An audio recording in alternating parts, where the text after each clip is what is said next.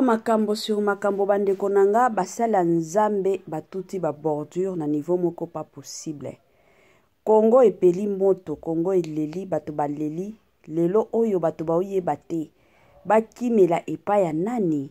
Bakende pa ya ba pasteur, bakende pa ya bakonzi ya mboka to bakende wapi.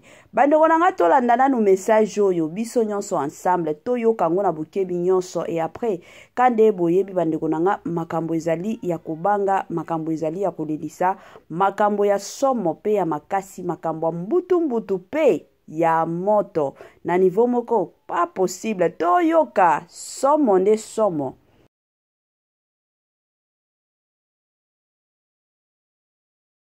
Dit qu'il a honte d'être congolais, il vient de prouver. Tout a réflexionné. Roland Dalo vient de dire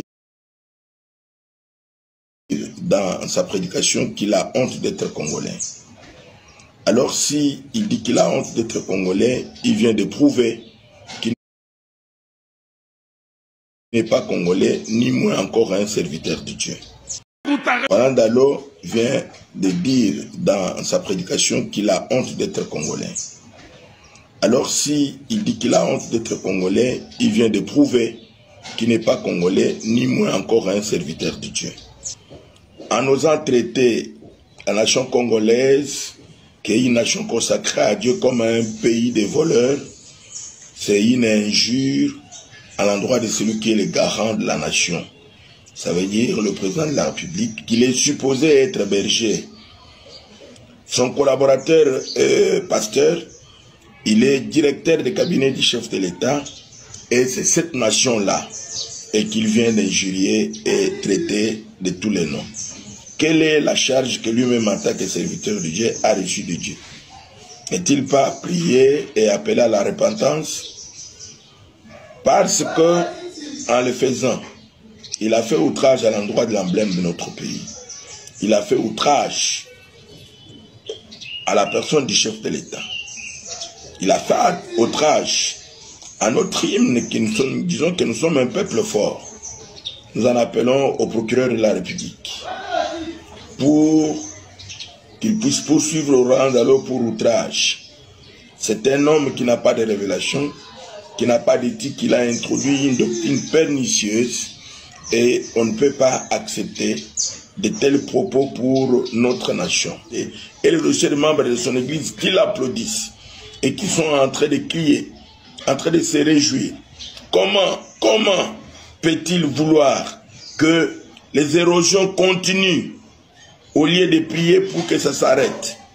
Ah, Roland Dalo, c'est un infiltré aux côtés du chef de l'État. Comme il a toujours fait, il n'a jamais reconnu, il n'a jamais... Roland Dalo vient de... Voilà. Makambo eza milai la famille, makambo eza penza milai. Na kotiela bino lisusu ba message ya papa na biso Roland Dalo ebele abatutebi pasteur Roland Dalo bandeko nanga ndenge atuteli président atuteli bakonzi ya mboka ba bordure na niveau moko pas possible. Ba joyeux anniversaire nano na ba onyo se ba zo célébrer plutôt ba anniversaire na bango lelo na ebike boza ebele obo célébrer Étoile Nines TV na équipe na mobimba ba ye ko souhaiter bino ba joyeux anniversaire. Ba sincère condoléances na ba onyo so bazolela kande tolobaka matanga tango yaka eyebisaka mutu te ke non lelo nazo yepa na bino lobi kuna na okende kuna te. Matanga eyaka parce que eza matanga eyaka. Yango toye ko présenter bino ba sincère condoléances. Ba courage na ba onyonso bazo leka to ba olekisa ba moment moko très difficile. Je sais que moso son avis bandeko nanga soki situation ezo simbate des années de mois et de mois tokomaka na niveau wana bandeko nanga okomi mituna nzambe azombo nanga eske ko sambela o nazo sambelaka nzambe penza ayokelaka nga to eza ndenge nini bandeko nanga eloko oyo Étoile Nines TV akoya koyebisa bino lelo ezaka ke na vie oyo ndenge tozalaka na se ya moi mutu na mutu azalaka na ba épreuve na ye mutu na mutu azalaka na ta na ye ya bitumba. Alors soki ezolekela yo na minute oyo Congolais partout oyo ozali na monde entier, offre oyo ezali spécial pona yo parce que ozali mwana mboka mabele ya mboka batekelaka ngo bapaya te.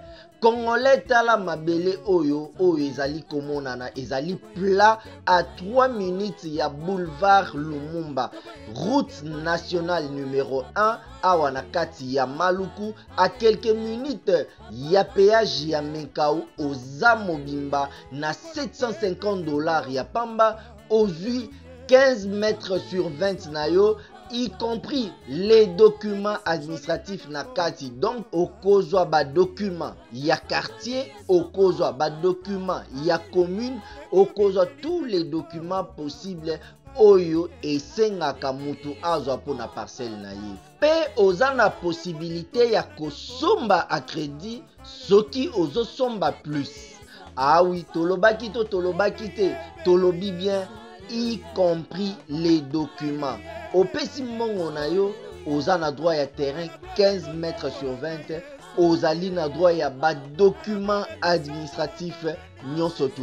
Moi sensibilisation na ndenge moko ya malamu, na ndenge moko ya kitoko, na ndenge moko ya gu, na ndenge moko ya bio, na ndenge moko ya tokos bandeko nanga, ba mapango yango yo, ba mapango ya koteka, la famille eza nango na $750 ya pamba osombi lupango na Maluku. Maluku wana bandeko nanga eza ba mapango moko eza pembeni ya balabala, donc obima soki ozalaka na mutuka te facilement okozwa taxi bipai nyonso lingi okende na facilité nyonso. Somba ba mapango tango ezomona na toboyi lobi après lobi esila ezalaki no mama Etoiline Ines TV ayebisa biso te na boyi nanga na système kaka ya bien. Voilà. Salut chers Bouchou, salut chers abonnés, salut chers connaissances, salut surtout les amis de Etoiline Ines TV. J'espère que vous allez bien. Quant à moi, je suis le bien, super bien par la grâce de Dieu. Chers Bouchou, chers abonnés et chers connaissances, yalelo toye lisusu bandeko nanga na makambo ya pasteur Roland Dalo, na makambo ya président Nabiso Fachi Beton. Tant to lo ba Fachi Beton mandeko nanga parce que to moni na message ya papa Nabiso Roland Dalo ayaki kolobela bakonzi ya mboka na bakonzi ya mboka batu o to mona penza batu minene eza na bango ba Fachi Beton eza parmi batu minene o déjà to mona kake baza bakonzi ya mboka toza na ba papa Nabiso Jean-Pierre Mbemba toza na ba papa Vital Kamere, donc baza mwa ebele la famille makambo za ya kobeba. Na rotiela bino penza audio nyonso mobimba ya papa Nabiso Roland Dalo mateya oya tei concernant président Nabiso, concernant mboka Nabiso bandeko nanga e osalaka pasi pe mawa. Avant na tiela bino audio ekozala mwa biana ya nanu ko sensibiliser batu nyonso ya sika.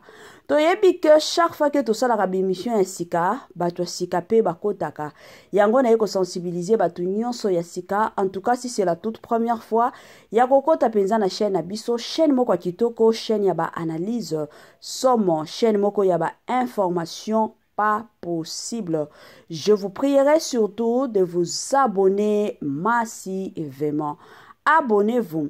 Cliquez aussi sur la cloche de notification pour surtout recevoir les nouveautés de notre chaîne.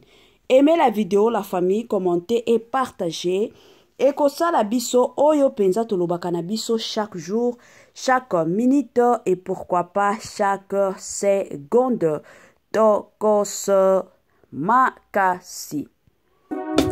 Mamae 2024 Gavker to yelibino solution. Bon a ba problème ya trompe, fibrome, myome, kyste, règle abondante. Gavker to zalina solution. Yo oyo kota ménopause atana 65 ans na Gavker oko simba mwana ebongo oyo etali olingi okima suki pe mandefu ya pembe benga biso na lombango po awa to zalina solution moko durable. Ba produit na biso nyonso ezali 100% naturel pe et salemi na ba plante na ba industrie ya Angleterre pe Allemagne. Benga biso na numéro oyo plus 44 74 05 65 35 48. Gavker solution ya santé na yo.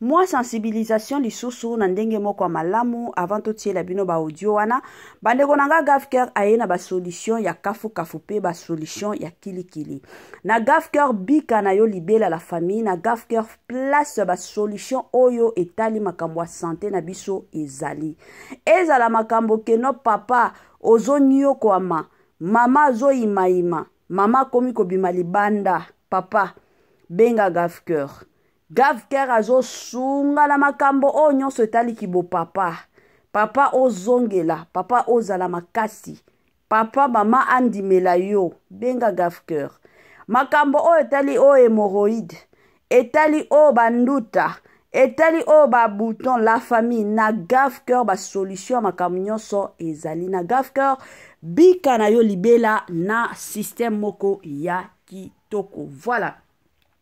Bambote na nga na ye moko Linda Bukulu ya balinda bambote na madame Gracie Mpoi je m'excuse na pesi bambote na mama Lisi mpito ya balisi bambote na nga na ye moko okande boyebi mama Eugénie Zemanga bambote na monsieur Jolo kwa madame Madrine Mafuta madame Judith Diamprovisa na système kaka ya kitoko mingi kasi voilà.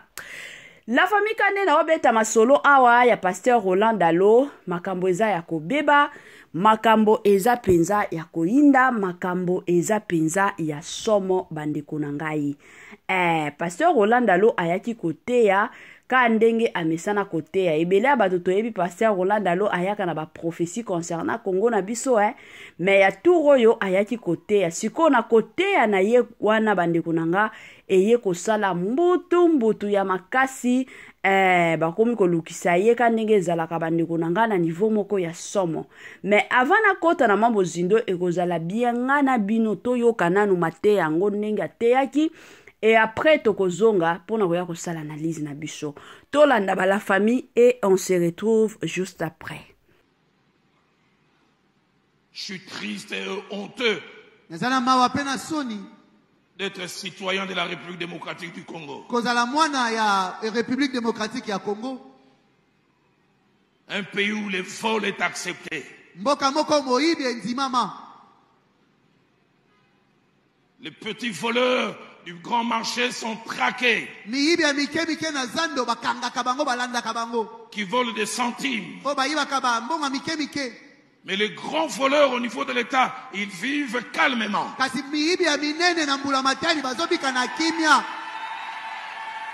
Et ce qui me choque, même de supposés politiques chrétiens,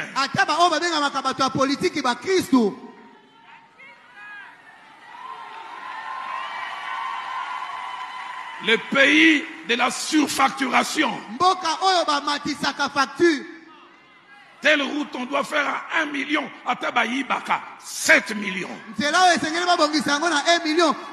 même si on volait, on bâtissait comme 7 millions. Un jour, je parlais avec un politique. Et les grands responsabilités. Il me parlait d'un frère en Christ que j'ai connu. Je ne sais pas si le pasteur 15 se souvient de ces jours-là. Il dit, plusieurs sont chrétiens jusqu'à devant l'argent. Il relate les gens de relations qu'ils avaient, comment ils faisaient certaines choses attachées à sa famille. Telle route à réfectionner, les vrais prix c'est 5 millions. Les chrétiens nés de nouveau parleurs en langue, il vient présenter 25 millions. C'est là où il y a 5 millions, il y a 25 millions, même si on devait voler. Je lève mes mains sans mélanger s'occuper d'Abino. Que mon Dieu s'occupe de vous. Amen. On n'arrive pas à construire des routes à cause des fous. Les enfants n'ont pas de couverts dans des hôpitaux à cause des fous.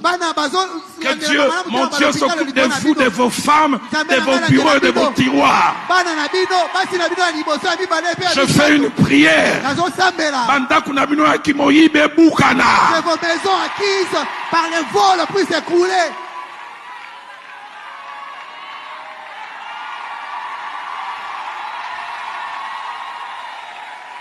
Érosion et l'andangwa, que les érosions surgissent, même là où il n'y en avait pas.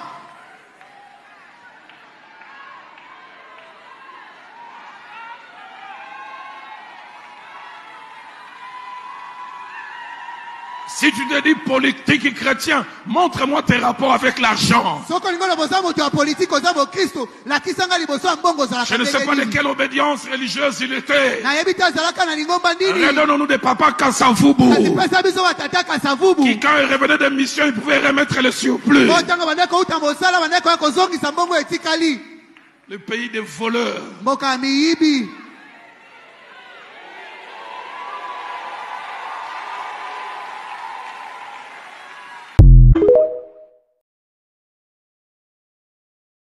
Voilà, de retour, la famille n'a bandi ebele abatu, touti ko yoka, touti ko landa prédication ango, ya papa na biso, Rolanda Lona bandi batu o balandanga na ebandeli ya émission na tiaki pe ba message, ba audio, ya moko pe kandenge boyebi, batu ba konzi ya mboka na biso, message balansaki concernant papa na biso Rolanda Lo.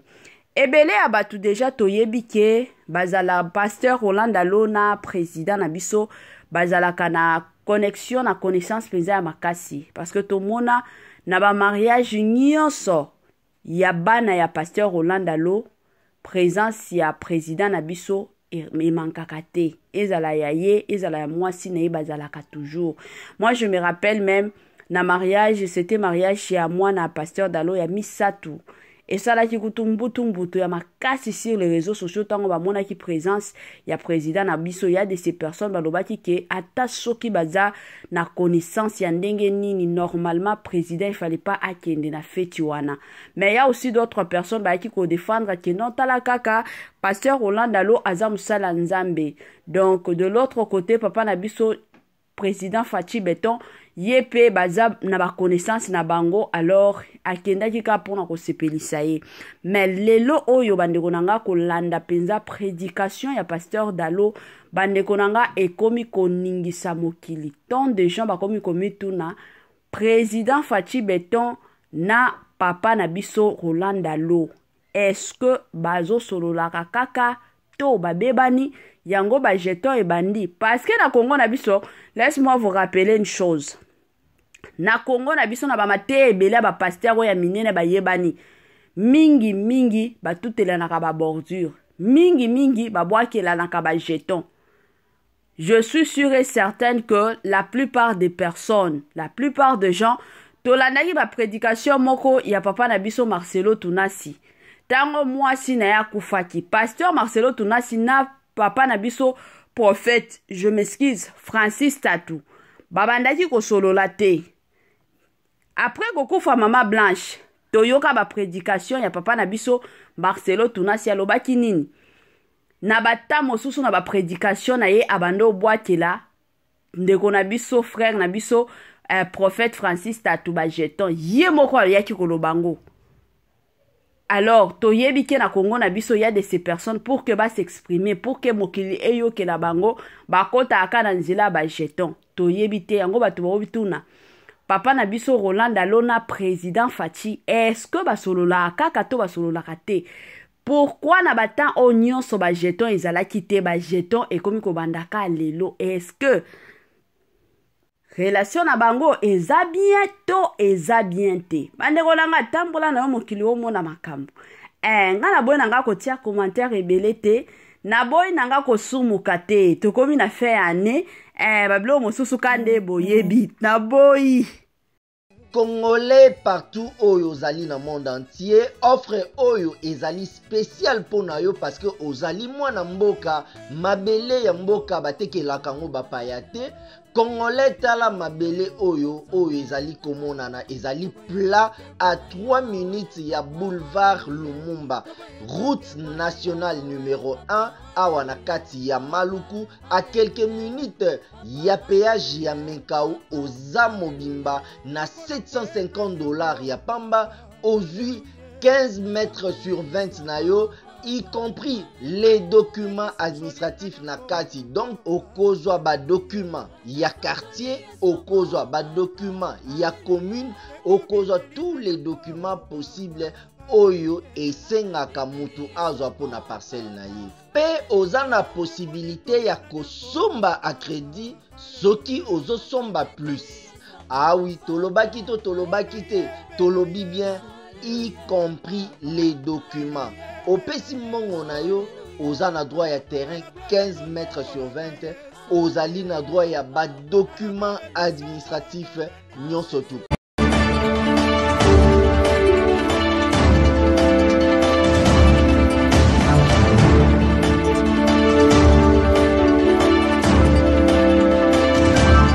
Voilà, kande na bandolo babandeko nanga na boy nanga kosumuka. Mokili ezaka mabe, mokili ezaka kaka ya kobeba. Bandeko nanga na Kongo na biso tokomona nyonso ezala kote ya basala nzambe, ezala kote ya bakonza mboka. Na Kongo na biso nyonso tokomona ngo. Ezaka pasi pe mawa ba makambo mosusu mosusu tango toyokaka yo moko kutu na kwa na yo komi koseka.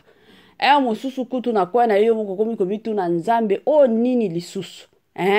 Soki batu mibale ba osolola te omona kaka ba jeton mosusu tomona ba jeton mosusu na ba stati siko ya basala nzambe ya bato minene tomona ka ba jeton na bango ezala ka na ba discours na bango pona ba pasteur omona ba jeton na bango kande bo mona boye na mateya jour mosusu nde tokoya kovanda tokoya koyoka keno ndenge eza boye président na biso na papa na biso Roland Alo babebana to basololaka lisusu te yango ba jeton wana ezalaka bongo ezosalaka pasi to servir nzambe na motema nyonso to servir nzambe na motema nyonso bandeko nanga yango na Kongo na biso ba makambo ka ya minene komelaka biso mosusu. Pourquoi? Parce que ebele ya bato bazomi benga basala nzambe me ba osala musala nzambe te na bolingo te